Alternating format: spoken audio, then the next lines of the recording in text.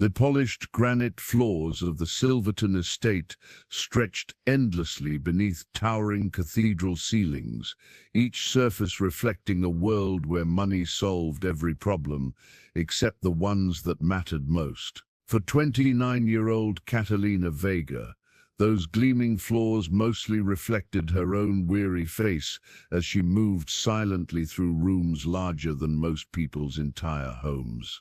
Each chime of the antique Swiss clock in the grand foyer marked another hour closer to her evening bus ride back to the cramped apartment she shared with her daughter.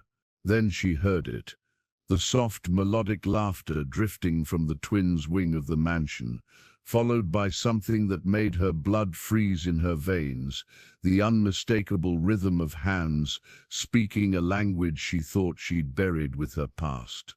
The Silverton estate, perched on the exclusive cliffs of Palos Verdes, like a monument to the American dream, its contemporary glass and steel architecture, cutting sharp lines against the California sky.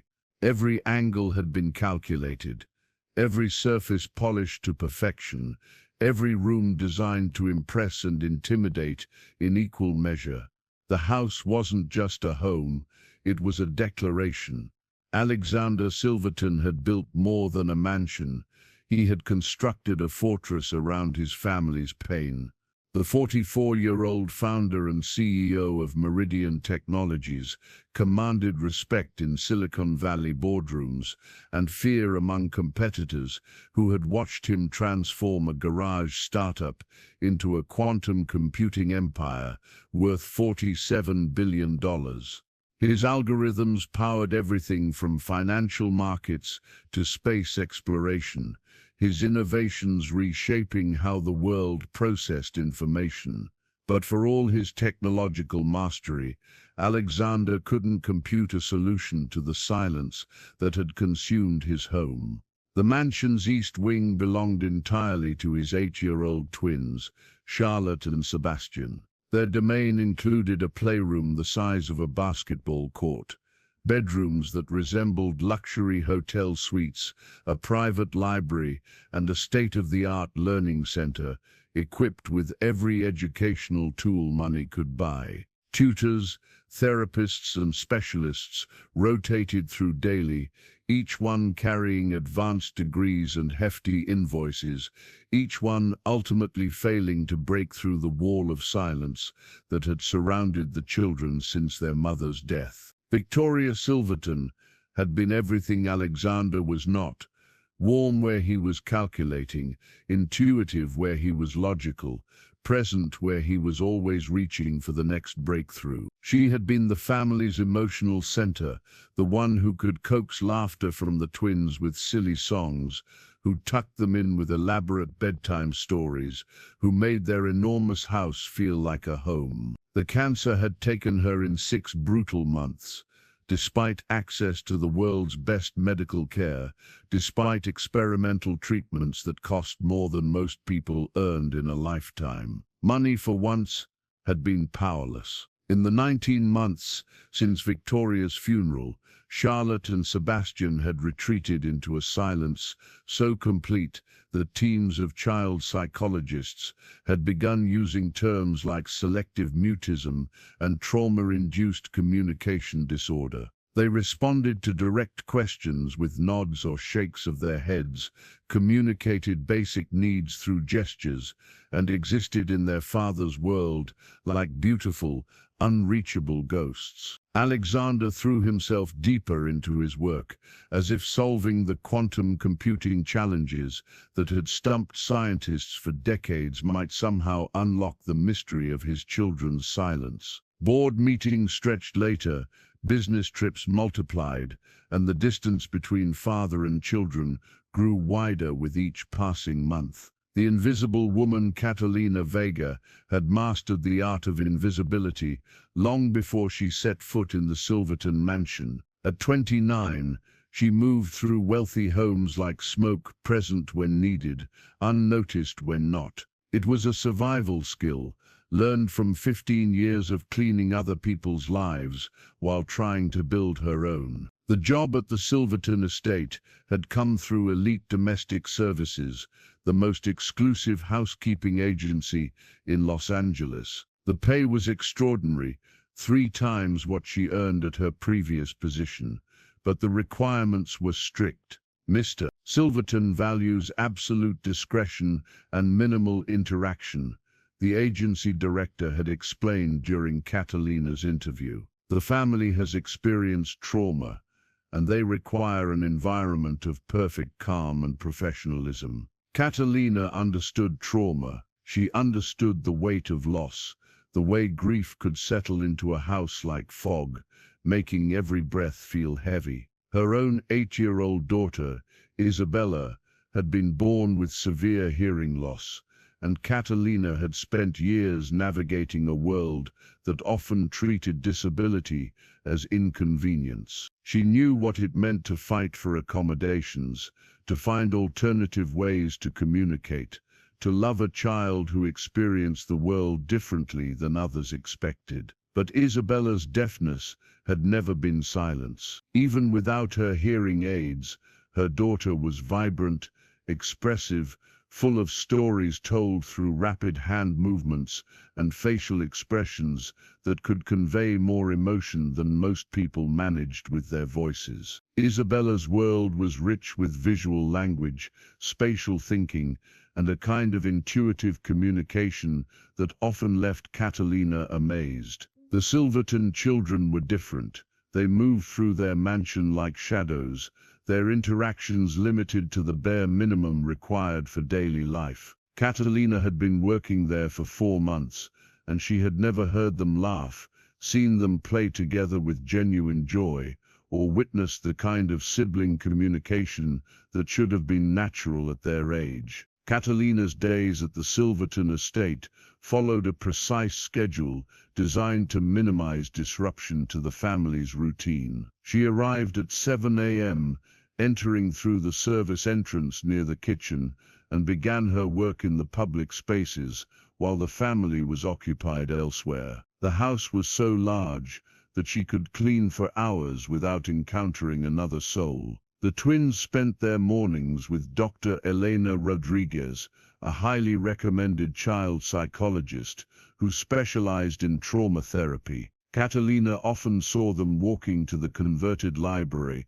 where their sessions took place, their small hands clasped together, their faces solemn and older than their years. Rodriguez would emerge from these sessions with the same frustrated expression Catalina had seen on the faces of all the previous specialists, the look of someone encountering a wall they couldn't break through. Afternoons brought academic tutoring with Mrs. Grace Chen, a former Montessori teacher who had been hired to provide personalized education. The twins were clearly intelligent, completing advanced worksheets and demonstrating sophisticated problem-solving skills, but their learning happened in complete silence. They would point to answers, write responses in careful cursive, or arrange manipulatives to show their understanding, but they never spoke. Alexander typically returned from his downtown offices around 7 p.m.,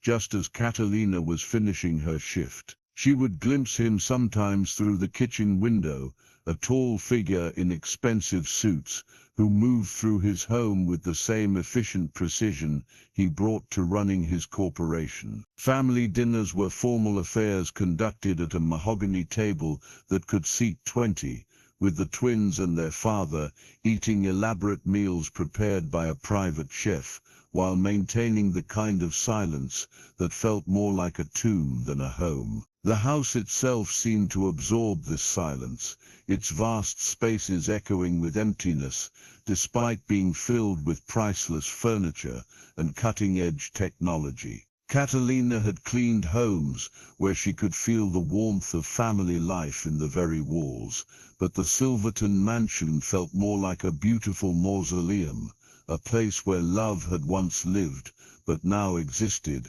only in photographs and memories. The mystery in the photographs. It was while dusting the family portrait gallery that Catalina first began to sense something deeper was missing from this house. The walls were lined with professional photographs, documenting the Silverton family's life before Victoria's death, and in every image, the twins were vibrant, animated children with bright smiles and mischievous eyes. But it was the candid shots that caught Catalina's attention. In several informal family photos, she noticed something odd.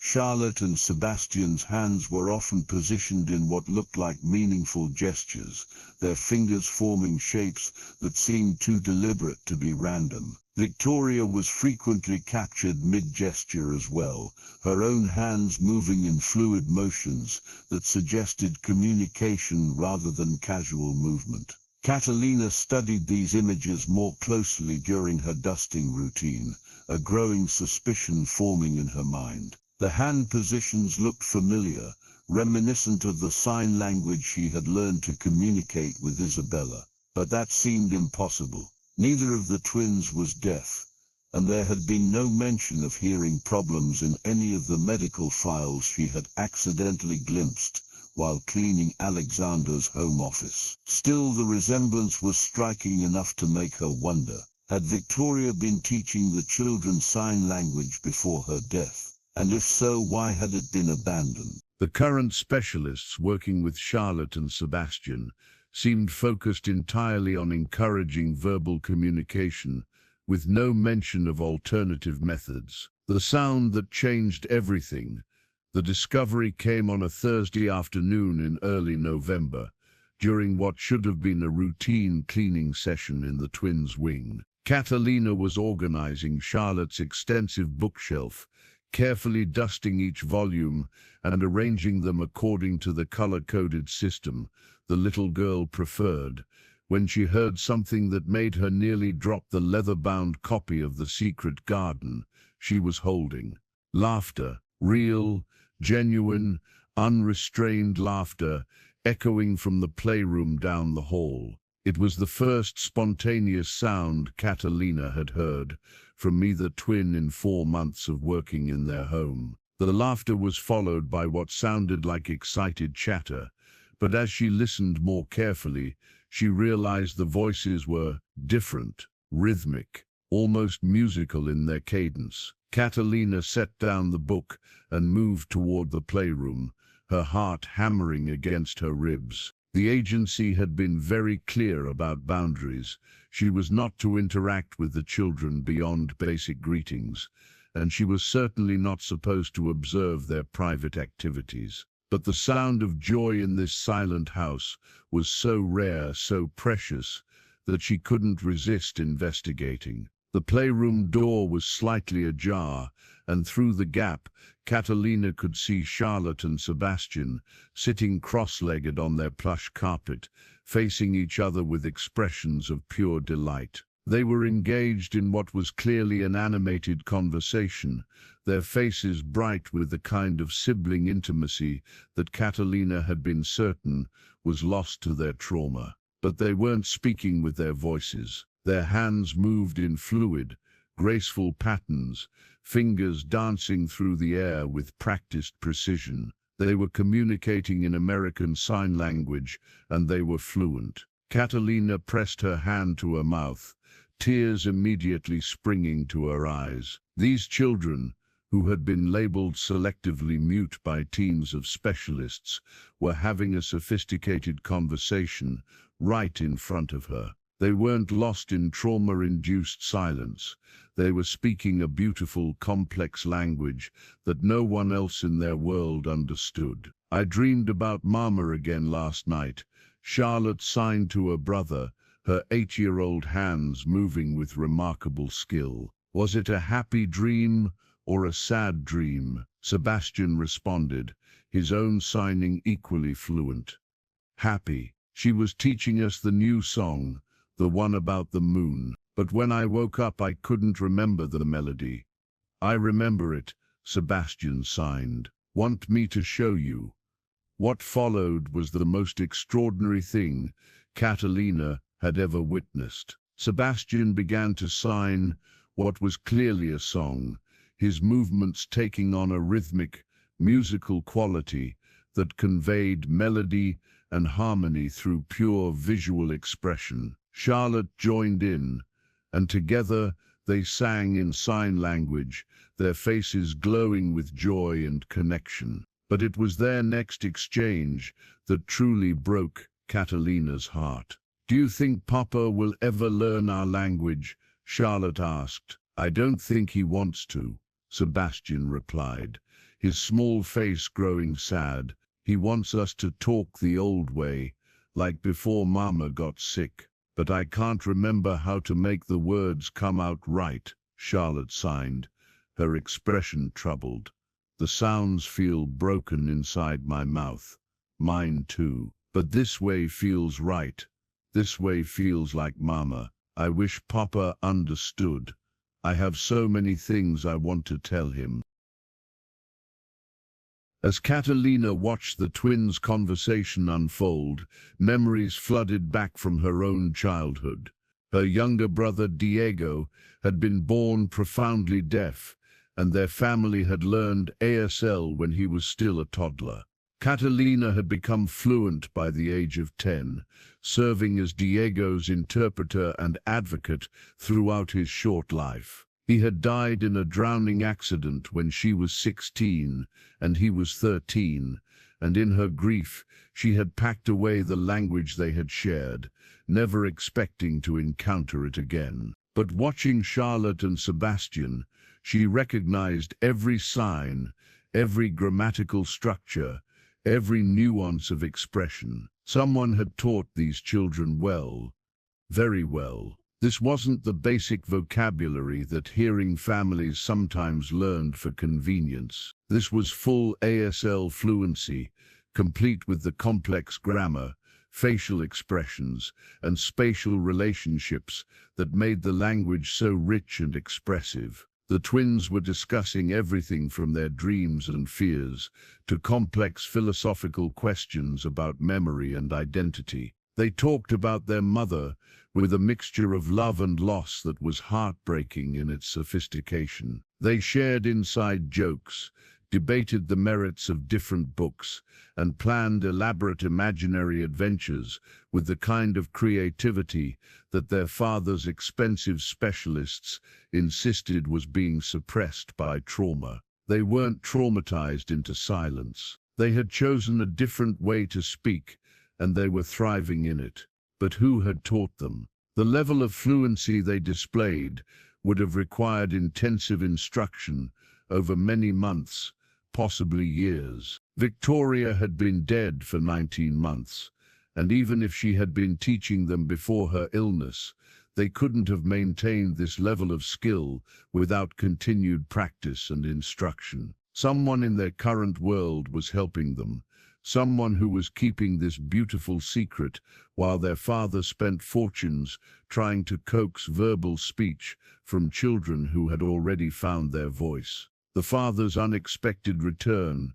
"What the hell are you doing?" The voice was like a thunderclap in the quiet mansion, sharp with authority and cold with anger. Catalina spun around to find Alexander Silverton standing in the hallway behind her, his usually perfect hair disheveled, his tie loosened, his briefcase dropped carelessly on the marble floor. He was home 4 hours early, and he had caught her spying on his children. "Mr. Silverton, I'm so sorry. You were just what? Violating your employment agreement by observing my children without permission, ignoring the very clear boundaries we established when you were hired." Catalina's mouth went dry. She needed this job desperately. The salary from the Silverton estate covered not only her rent and Isabella's specialized education costs, but also the ongoing expenses for her daughter's hearing aids, speech therapy, and the countless other accommodations that made it possible for a deaf child to thrive in a hearing world. "Sir, please, I can explain." "There's nothing to explain. You're fired, Miss Vega. I'll have your final paycheck ready within the hour. Please collect your things and leave my property immediately." Behind her, the playroom had fallen silent. The twins had heard their father's raised voice and immediately stopped their conversation, their hands falling still at their sides. "Mr. Silverton, please listen to me. Your children, my children's condition is not your concern." He cut her off, his voice rising. "I've spent hundreds of thousands of dollars consulting with the finest child psychologists and trauma specialists in the country. I don't need housekeeping staff offering amateur diagnoses, but they're not silent." Catalina burst out, desperation overriding her caution. "They're talking right now. They're having conversations. They're telling each other about their dreams and their fears and how much they miss you." Alexander's face went white, then flushed red with anger. "Stop. Just stop. I won't have you giving me false hope with fantasies and delusions. My children haven't spoken since their mother died. They communicate through basic gestures when necessary, and that's all." "No, that's not all." Catalina stepped toward him, her own voice rising to match his. "They're using American Sign Language, and they're fluent, and they have so much to say." "Enough." Alexander's shout echoed through the mansion's vast spaces. "Security will escort you out if you don't leave voluntarily." Catalina looked past him toward the playroom, where Charlotte and Sebastian now stood in the doorway, their eyes wide with fear and confusion, but their hands were moving, subtly, almost imperceptibly, but moving nonetheless. And suddenly, Catalina could read what they were saying. "She knows our language," Charlotte was signing to her brother, her movements small and cautious. "Will Papa make her leave?" Sebastian asked. "Yes, he doesn't understand what we're saying. I wish he did. I want to tell him I love him. Me too, but he can't see us anymore." The moment of truth. Something snapped inside Catalina. Perhaps it was the memory of her brother Diego, who had died feeling misunderstood by a world that refused to learn his language. Perhaps it was the recognition of two children trapped in the same isolation she had watched her brother endure. Or perhaps it was simply the maternal instinct that couldn't bear to watch children suffer when she had the power to help them. Instead of backing down, Catalina stepped around Alexander and walked directly toward the twins. Under their father's incredulous stare, she raised her own hands and signed, "Hello, Charlotte. Hello, Sebastian. I understand your language. I want to help you talk to your papa." The effect was immediate and electric. Charlotte gasped audibly, the first sound Alexander had heard from her in over a year, and Sebastian's eyes filled with tears. They rushed toward Catalina, their small arms wrapping around her waist as their hands moved in excited, rapid signs. "You really understand us?" Charlotte signed, her face bright with hope. "Yes, sweetheart. I learned sign language when I was little, just like you." "Can you tell Papa what we're saying?" Sebastian asked, his movements quick with excitement. "Will you tell him we love him?" Charlotte added. "Will you tell him we're not broken?" Alexander Silverton stood frozen in the hallway, his mouth slightly open, his usual corporate composure completely shattered. He was watching his children, his silent, unreachable children, engaged in animated communication with their housekeeper, their faces more alive and expressive than he had seen them since Victoria's death. "How?" he whispered, his voice cracking. "How do you know that? How are you doing that?" Catalina turned to face him, her arms still encircled by the twins, tears streaming down her cheeks. "Because I learned American Sign Language to communicate with my deaf brother, Mr. Silverton. And your children aren't silent. They've been talking this whole time. They've been trying to tell you how much they love you, how much they miss their mother, how scared they are that you think they're broken. The twins moved to stand beside Catalina, their small hands beginning to sign in unison. "We love you, Papa," they said with their hands. "We're sorry we can't use our voices anymore. We're not sad all the time. We just talk differently now." Alexander stared at his children's moving hands, seeing the fluid grace of their communication for the first time. In their gestures he could glimpse the complexity of thought, the depth of emotion, the richness of expression that he had believed was lost forever.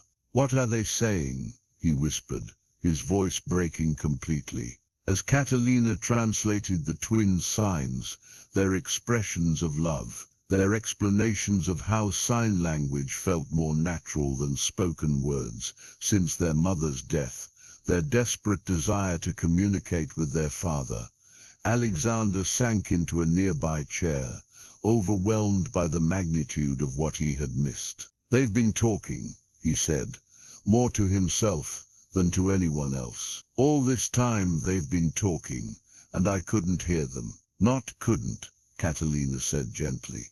"Didn't know how to listen." The questions that changed everything as the initial shock wore off. Alexander's analytical mind began to process what he was witnessing. His children were demonstrating fluency in a complex language that required years of study to master. The specialist working with them had never mentioned sign language as a possibility, never suggested that the twins might be communicating through alternative means. "Who taught them?" he asked, looking from Catalina to the twins and back again. "Victoria wasn't deaf. I don't know sign language." "Where did they learn this?" Catalina's expression grew puzzled. "I don't know, Mr. Silverton. Their level of fluency is extraordinary. Someone has been working with them extensively, someone who knows ASL very well. This isn't something they could have learned on their own." Alexander turned to his children, who were still standing close to Catalina, their hands moving in occasional comments to each other. "Charlotte, Sebastian," he said, then caught himself. They couldn't hear him in the way he was used to, but they could see him. "Can you ask them who taught them?" he said to Catalina. She signed the question, and the twins' responses were immediate and animated. "Mama started teaching us," Charlotte signed. "Before she got sick, she said it was a special language for when words felt too hard. After Mama died, Teacher kept helping us," Sebastian added. "Teacher comes every Tuesday and Thursday. Teacher says it's our secret language until Papa is ready to learn." Catalina translated, and Alexander felt a chill run down his spine. Someone had been coming to his house twice a week, working with his children, teaching them an entire language, and he had no idea who it was. "Teacher?" he asked aloud. "Who is Teacher? What do they look like?" The twins exchanged glances, their expressions suddenly uncertain. Sebastian signed something quickly to Charlotte, who shook her head in response. "They say Teacher told them it was supposed to be a surprise," Catalina translated. "Teacher said they were learning the language to surprise you, but that it wasn't time yet." Alexander's mind raced. Someone had access to his children, to his home, and was conducting secret lessons. His security system was state-of-the-art, requiring biometric identification and logging every entry and exit. If someone was coming to the house regularly, there would be a record. But first he needed to understand what his children had been trying to tell him for 19 months. "Will you stay?" he asked Catalina, his voice humble in a way that felt foreign to him. "Will you help me understand what they're saying? I'll pay you anything. I'll meet any conditions. But please, help me talk to my children." Catalina looked at Charlotte and Sebastian, who were signing rapidly to each other. Celestian, who were signing rapidly to each other, their faces bright with hope. They had been waiting for this moment, the moment when their father would finally learn their language, finally hear what they had been saying all along. "Yes," she said, I'll help you learn to listen. The secret revealed over the next hour as Catalina translated the twins' eager communication at Fiji Communica. Together the twins' eager communica to Communica, the bears reaching in their lives. They reaching their lives. They talked about their dreams, which were often filled with memories of their motherhood. They shared their fears, the fears not about death, the fear not about death. They revealed that they had tried to speak aloud immediately after Victor loud, immediately after Victoria's death, but the words had felt wrong. They felt wrong. Demons. They felt wrong. Demons had felt wrong. Demons. Disconnected wrong. It felt just wrong. They felt. They felt. They felt. They felt. They felt. They felt. They felt. They felt. They felt complete completion. They felt complete defeat. Sign language, which their mother had been teaching them as a special language for feelings too big for words, had become their natural form of expression. But the most shocking revelation came when Alexander asked about their daily routines, their interactions with the specialists who had been working with them. "Dr. Rodriguez is nice," Charlotte signed, "but she doesn't understand when we try to show her our language." "Mrs. Chen knows a little bit," Sebastian added. "She taught us the signs for some of the words in our workbooks." Alexander felt another chill. Mrs. Chen, their academic tutor, knew sign language. Why had she never mentioned this in her weekly reports? "Ask them about teacher again," he said to Catalina. "This person who comes on Tuesdays and Thursdays, do they know teacher's real name?" The twins signed back and forth between themselves before Charlotte answered. "Teacher says to call them teacher." Catalina translated, "But Sebastian thinks teacher's real name starts with an E." Alexander's blood ran cold. The only person with an E name who had regular access to his children was Dr. Elena Rodriguez, their therapist, but that was impossible. Dr. Rodriguez had never mentioned sign language in any of their sessions. Her reports consistently focused on the twins' communication barriers and their resistance to verbal expression. "Unless show me," he said suddenly. "Show me where these lessons happen." The twins led him and Catalina through the mansion to a small study, adjacent to the library where Dr. Rodriguez conducted her sessions. It was a room Alexander rarely entered, furnished with child-sized chairs and tables, educational posters on the walls, and shelves lined with therapeutic games and activities. But hidden behind a decorative screen in the corner was something that made Alexander's heart stop: a whiteboard covered with ASL alphabet charts, vocabulary lists, and grammar exercises. Textbooks on American Sign Language were stacked neatly on a small table, along with practice worksheets filled out in two different handwritings, one belonging to Charlotte and Sebastian, and the other clearly adult. Dr. Elena Rodriguez had been secretly teaching his children sign language for over a year, while reporting to him that they were making no progress in communication therapy. The question was, why? The discovery of Dr. Elena Rodriguez's hidden teaching materials transformed Alexander Silverton from a confused father into a man with a mission. As dawn broke over the Palos Verdes cliffs, the morning after his revelation, he sat in his home office surrounded by security footage, timestamps, employee records, and visitor logs, building a case against the woman he had trusted with his children's emotional recovery. Catalina arrived early that Friday morning, no longer as a dismissed housekeeper, but as an essential translator and ally. The twins had barely slept, too excited by the prospect of finally communicating with their father to rest peacefully. They bounded into the kitchen, where Alexander was reviewing footage on his laptop, their hands already moving in rapid signs. "They want to know if you watched the videos of them talking,"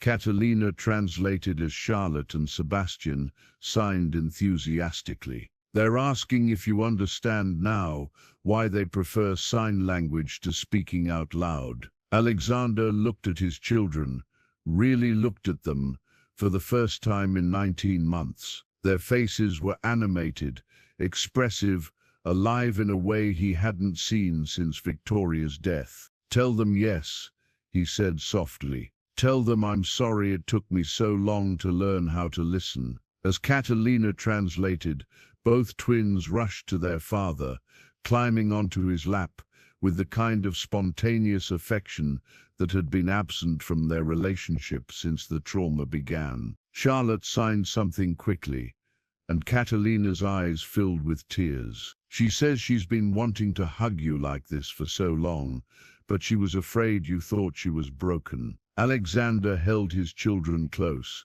feeling the weight of lost time and missed connections. But his analytical mind was also working, processing the implications of what he had discovered. "I need to understand what Dr. Rodriguez has been doing," he said, "and why she's been lying to me about their progress." The security footage from the past year told a disturbing story. Dr.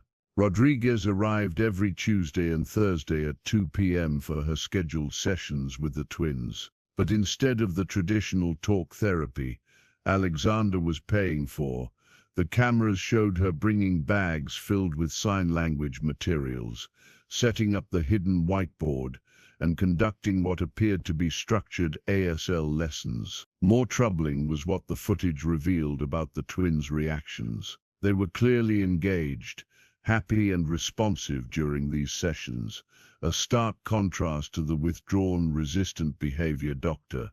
Rodriguez had been describing in her reports. "Look at this," Alexander said, pointing to the screen where Charlotte was enthusiastically demonstrating a complex grammatical structure in ASL, while Dr. Rodriguez nodded approvingly.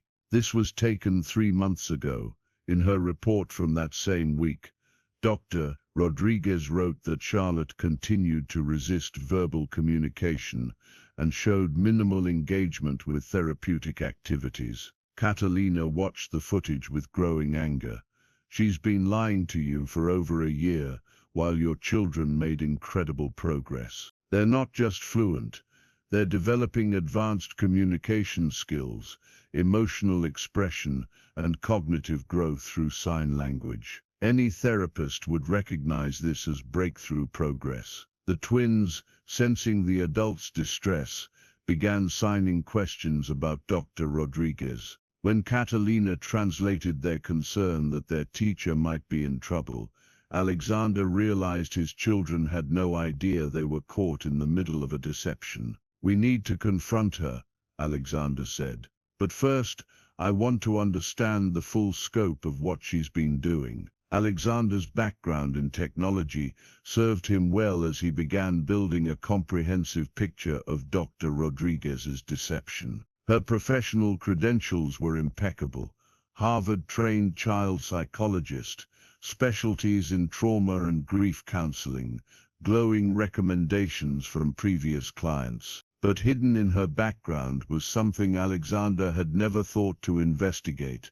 She was certified in American Sign Language interpretation and had worked extensively with deaf children before transitioning to mainstream therapy. The revelation that Dr. Rodriguez was qualified to teach sign language made her deception even more calculated. She hadn't stumbled into alternative communication methods with the twins.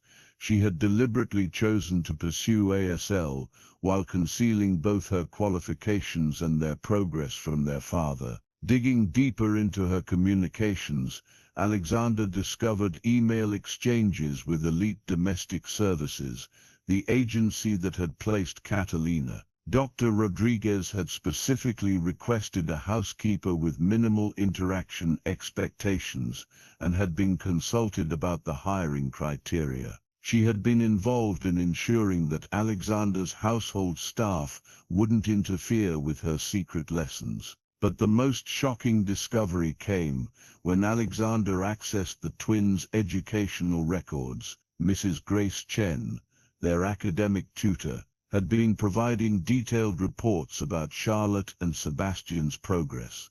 Reports that painted a picture of engaged, thriving children who were excelling academically through accommodations that included visual learning aids and alternative communication methods. Mrs. Chen's reports mentioned breakthrough moments in mathematical reasoning demonstrated through spatial communication and exceptional reading comprehension, evidenced through gestural analysis. She had been documenting the twins' use of sign language in their academic work for months, but Alexander had never seen these reports. Dr. Rodriguez had been intercepting them, ensuring that only her own negative assessments reached their father.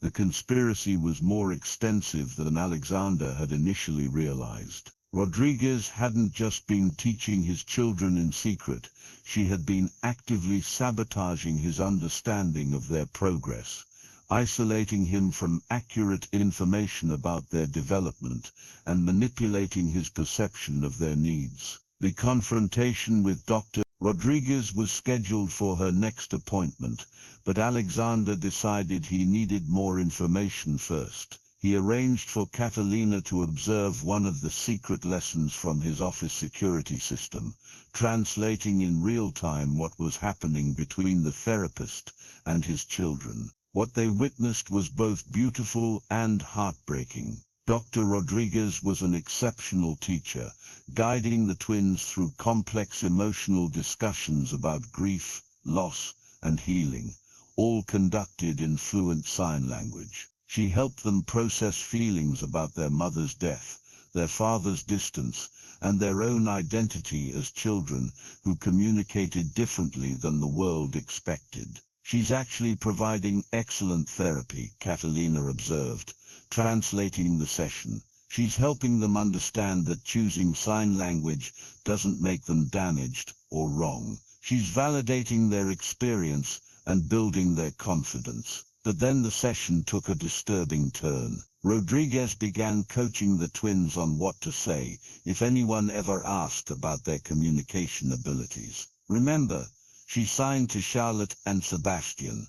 This is our special secret until your father is ready to understand. If anyone asks if you can talk, just show them that you prefer to be quiet. Your father needs to believe you're still healing, so he'll keep working with me to help you." Alexander watched in horror as his children nodded obediently, clearly believing they were protecting their father's feelings by maintaining the deception.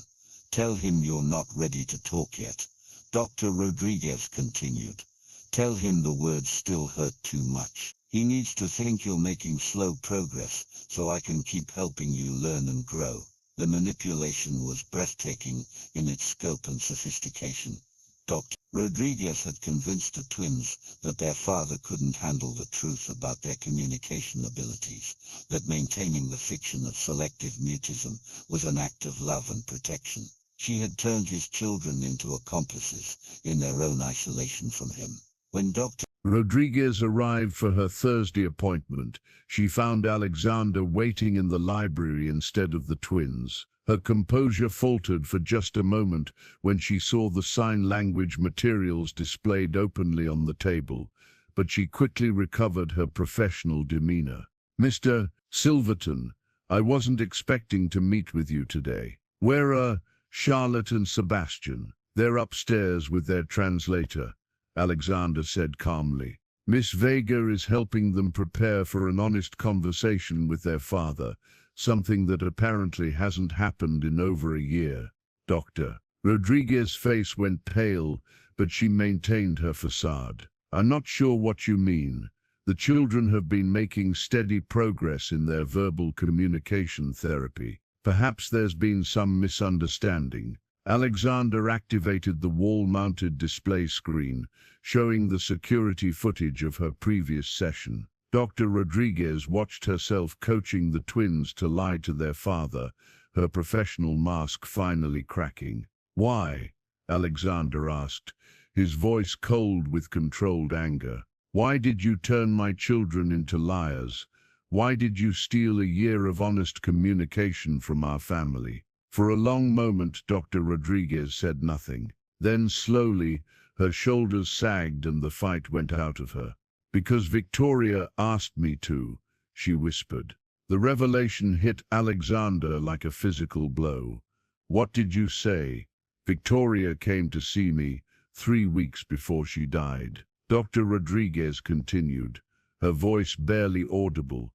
She was terrified about what would happen to Charlotte and Sebastian after she was gone. She knew they were already starting to lose their voices from the trauma of watching her decline, and she was afraid you would force them into a kind of healing that felt wrong to them. Alexander's world tilted. "Victoria never mentioned you. We never discussed you as a potential therapist. She found me through the deaf community support network. She had been secretly learning sign language during her treatments, planning to teach it to the children as a way to help them process emotions that felt too big for words. She wanted to give them a language for their grief." The Dr. Rodriguez pulled a sealed envelope from her briefcase, its edges yellowed with age. "She wrote you a letter. She made me promise to give it to you only when Charlotte and Sebastian were fluent enough in ASL to choose for themselves how they wanted to communicate with you." With trembling hands, Alexander opened the envelope. Inside was Victoria's familiar handwriting, shaky from the effects of her treatments, but unmistakably hers. "My dearest Alexander, if you're reading this, it means Elena has kept her promise and our children have found their voices in a language you're only now learning to understand.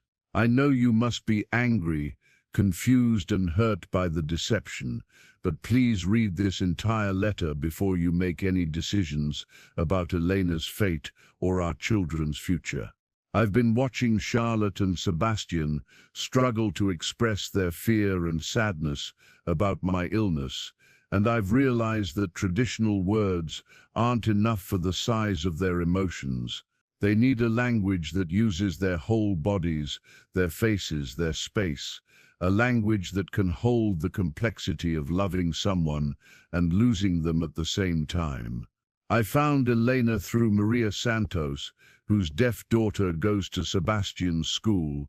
Elena has worked with children who've experienced trauma, and she understands that sometimes healing requires new ways of communicating, not just returning to old ones. I made Elena promise to teach the children sign language after I'm gone, and to let them choose when and if they want to share this language with you. I was afraid that in your grief, you might see their silence as something to be fixed, rather than something to be honored. I was afraid you might rush them back to verbal communication before they were ready, before they had fully processed their loss. The children aren't broken, my love. They're adapting. They're finding ways to stay connected to each other, and to me through a language that feels safe and whole to them. Elena has been protecting their right to grieve and heal in their own way, in their own time. I know this feels like betrayal, but it comes from love. Love for you, love for Charlotte and Sebastian, and love for the family we built together. Our children needed time to find their voices again, and sometimes voices come in forms we don't expect. Please don't be angry with Elena. She's been honoring a dying mother's wishes while providing exceptional care for 2 children who needed specialized understanding. And please don't be angry with yourself for not knowing.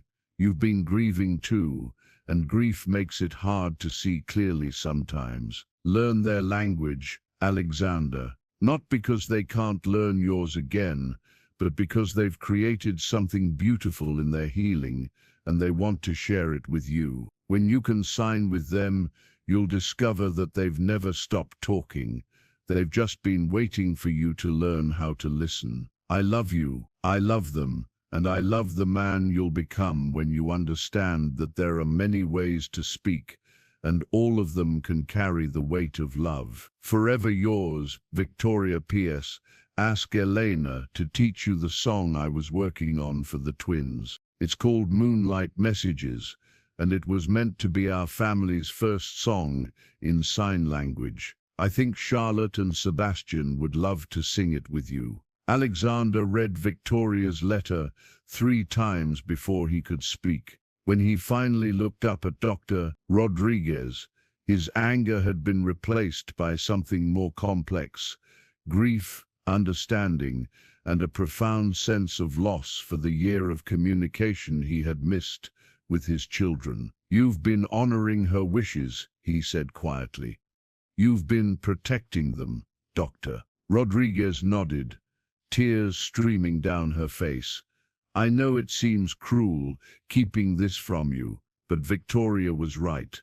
They needed time to process their grief without pressure to return to verbal communication. They needed to know their silence was acceptable, that their alternative ways of expressing themselves were valued. And now they're ready. They've been asking for weeks when they could share their language with you. They've been excited about the possibility of teaching you sign language, but I kept telling them to wait until you seemed more stable in your own grief process." Alexander thought about the past year, his increasing immersion in work, his emotional distance from the children, his focus on finding specialists who could fix them rather than understand them. Victoria had known him well enough to predict that he would respond to their silence as a problem to be solved, rather than a natural adaptation to trauma. "I want to learn," he said finally. "I want to understand what they've been saying all this time. But I also want them to know they can choose how they communicate with me, whether that's sign language, spoken words, or something in between." Dr. Rodriguez smiled through her tears. "That's exactly what Victoria hoped you would say." The next several weeks transformed the Silverton household in ways Alexander had never imagined possible. With Catalina serving as both translator and ASL instructor, he began learning the language his children had mastered in their grief. The process was humbling for a man accustomed to quick mastery of complex systems, but it was also revelatory. Sign language wasn't just a different way of communicating, it was a different way of thinking. It required presence, eye contact, and full body attention in ways that verbal conversation didn't demand. When Alexander signed with his children, he couldn't multitask, couldn't check his phone, couldn't let his mind wander to business concerns. Sign language demanded complete engagement. Charlotte and Sebastian were patient teachers, giggling at their father's clumsy attempts at finger spelling and gently correcting his grammar. They took turns teaching him vocabulary for emotions, family relationships, and daily activities. More importantly, they began sharing the thoughts and feelings they had been holding inside for 19 months. "I was scared you thought I was stupid," Charlotte signed to her father one evening as they practiced together in the library. "When I couldn't make words come out right, I thought maybe you didn't want to talk to me anymore. I missed talking about Mama with you," Sebastian added. "But talking with my voice made me feel like she was more gone. Signing makes me feel like she's still with us, because she taught us how to do it." Through their conversations, Alexander began to understand that his children's journey towards sign language hadn't been a retreat from communication. It had been an evolution toward a more complete form of expression. They had found a way to honor their mother's memory while creating space for their own healing. Dr. Rodriguez continued working with the family, but now openly and honestly. Her sessions focused on helping Alexander understand child development, trauma responses, and the various ways children process grief. She taught him that healing wasn't linear, that recovery didn't always mean returning to previous states, and that sometimes the greatest growth came from adapting to new circumstances rather than fighting to restore old ones. The breakthrough moment came 6 weeks after Alexander's discovery, when Dr. Rodriguez brought sheet music to one of their sessions. It was Victoria's composition, Moonlight Messages, arranged for sign language performance. Your mother was working on this during her treatments, Dr. Rodriguez explained to the twins.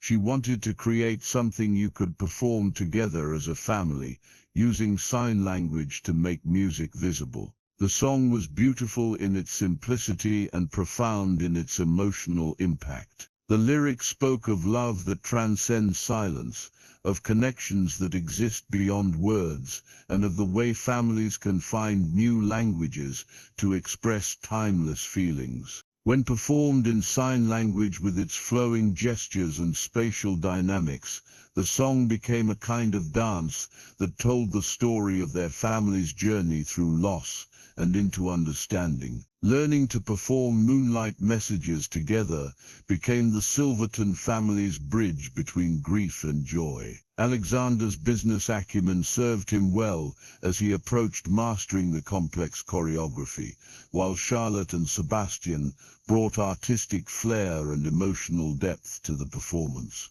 Catalina, who had become an integral part of their household, helped coordinate the visual elements and provided feedback on their ASL grammar and expression.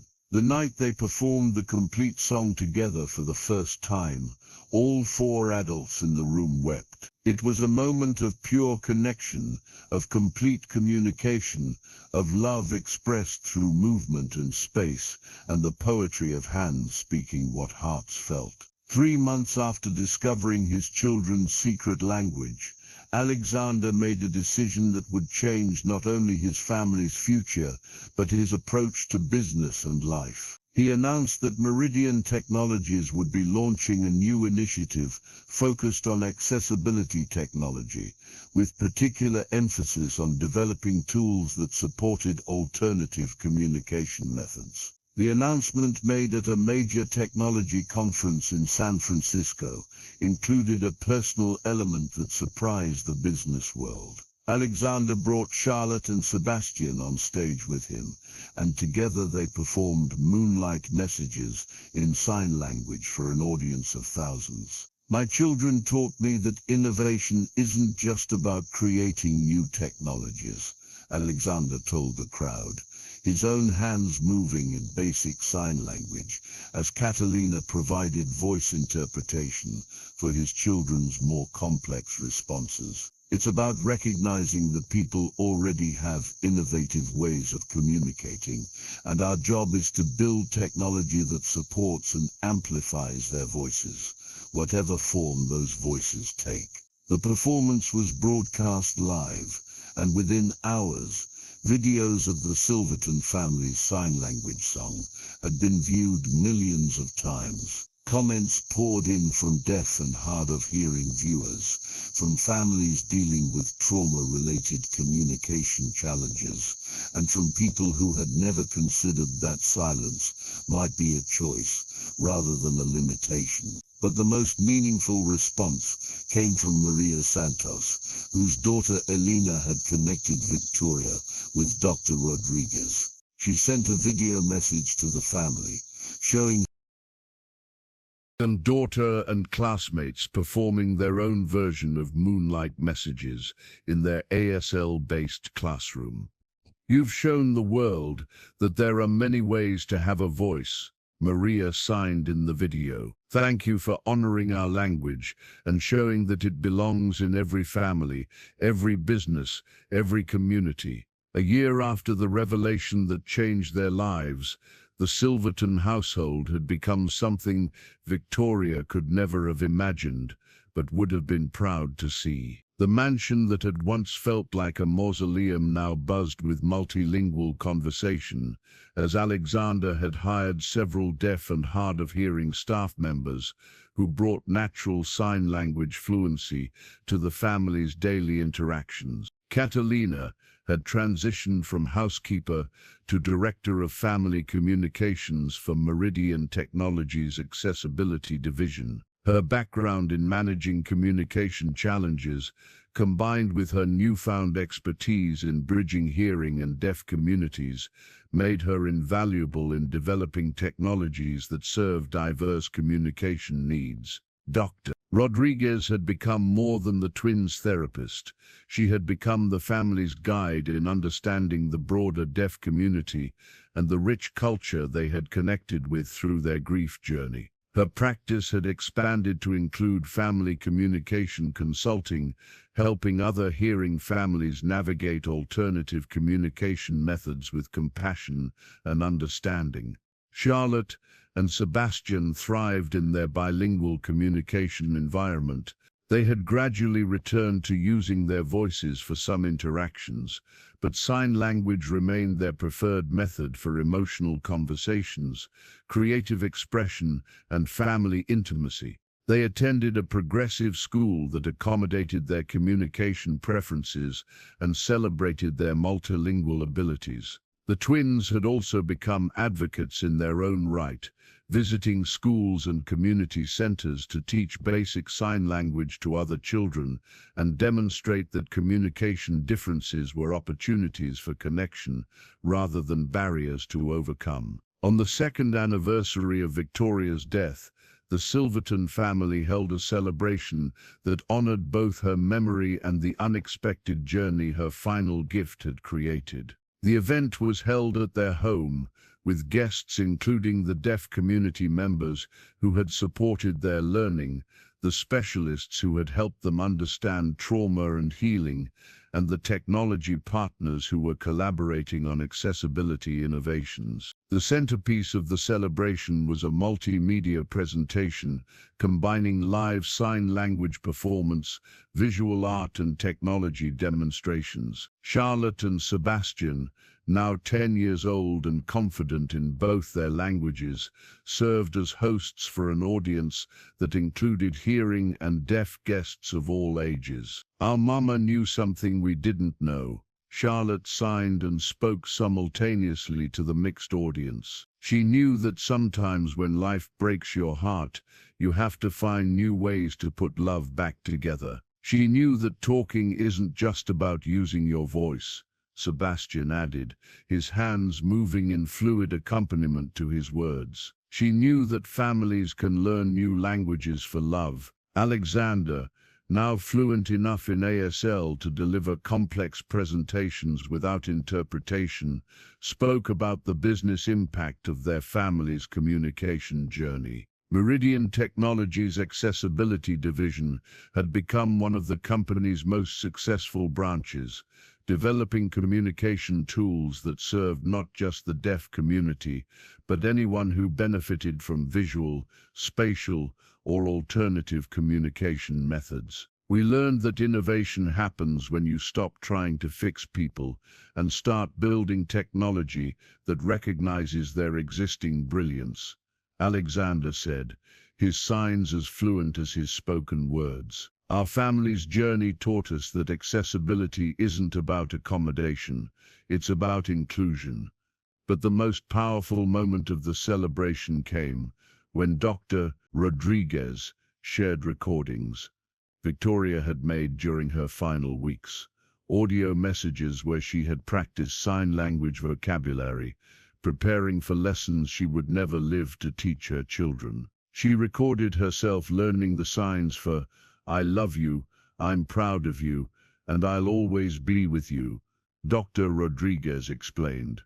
She wanted to make sure that even if she couldn't be there to teach them, they would know she had been learning their language too. The Silverton family's story had created ripples that extended far beyond their personal healing. The video of their first public performance had inspired legislation supporting multilingual communication accommodations in schools. Their technology innovations had influenced industry standards for accessibility design. Their advocacy had contributed to a broader cultural shift in how society understood communication differences. But perhaps the most meaningful impact was on other families navigating similar challenges.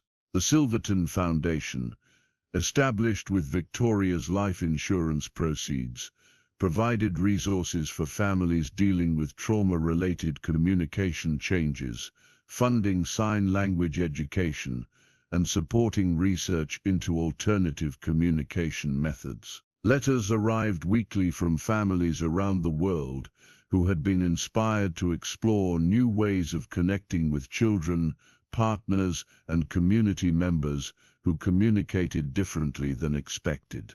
Parents of autistic children wrote about discovering that their kids' stimming behaviors were actually complex communication attempts. Families with elderly members experiencing dementia shared stories of connecting through gesture and touch when words became difficult. "You showed us that love can learn any language," wrote one mother whose son had stopped speaking after a traumatic brain injury. "When we stopped trying to bring him back to our language and started learning his, we discovered he had never stopped talking to us." Epilogue 5 years later, on a warm Tuesday evening in late spring, the Silverton estate hosted its weekly community sign language circle, a gathering that had grown from a family practice session to a neighborhood institution. The living room was filled with deaf and hearing families, children and adults, long-time signers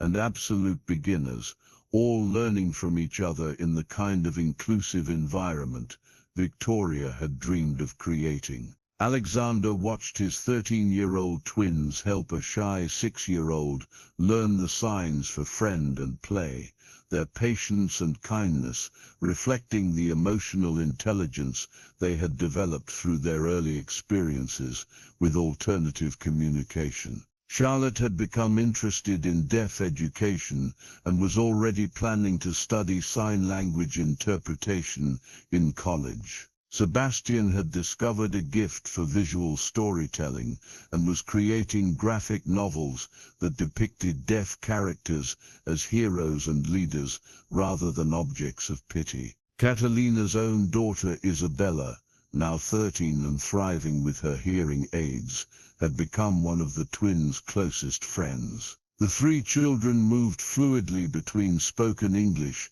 ASL, and the kind of multilingual code switching that had become natural in their expanded family community. Dr. Rodriguez continued her work with the family and had become a nationally recognized expert in family communication therapy. Her research on trauma-informed sign language instruction had influenced professional standards across multiple fields, and her patient advocacy had helped countless families navigate the intersection of grief, healing, and communication differences. The evening's gathering concluded, as always, with a group performance of Moonlight Messages. The song had evolved over the years, with different families contributing verses in their own languages, spoken, signed, and sometimes purely gestural. What had begun as Victoria's gift to her grieving children had become a community anthem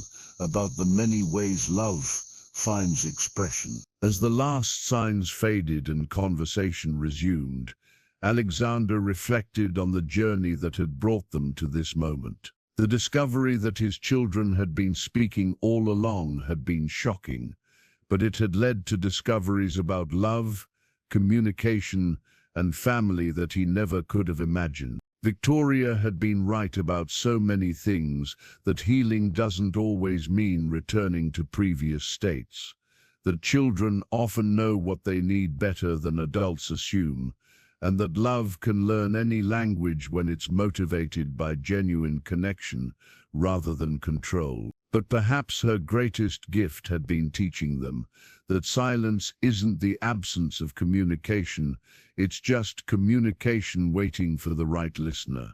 And sometimes learning to listen requires learning an entirely new language, one that speaks not just to the ears but to the heart, the eyes and the soul. The twins found their father after the guests had left, their hands moving in the casual, intimate signs that had become their family's private language of love. "Are you happy, Papa?" Charlotte asked, her 13-year-old hands as graceful as her mother's had been in the old photographs. "Are you proud of what we built together?" Sebastian added, his question carrying the weight of years of healing and growth. Alexander gathered his children close, responding in the language they had taught him, the language that had taught them all about patience, presence, and the profound connections possible when love learns to speak with more than words. "I am proud," he signed, his hands steady and sure. "I am grateful, and I love you both, more than any language could ever express." Outside the floor-to-ceiling windows, the Pacific Ocean reflected moonlight in patterns that shifted and danced like the movement of hands, speaking love into the darkness. Inside the house that had once been a monument to silence, a family continued their conversation in the language that had saved them all, the language of listening, learning and love that transcends every barrier between hearts that choose to understand each other. The story of the Silverton family reminds us that communication is about connection, not convention. Sometimes the greatest discoveries come from learning to see what was always there, waiting for someone who knew how to listen. Love, it turns out, is fluent in every language. We just have to be willing to learn.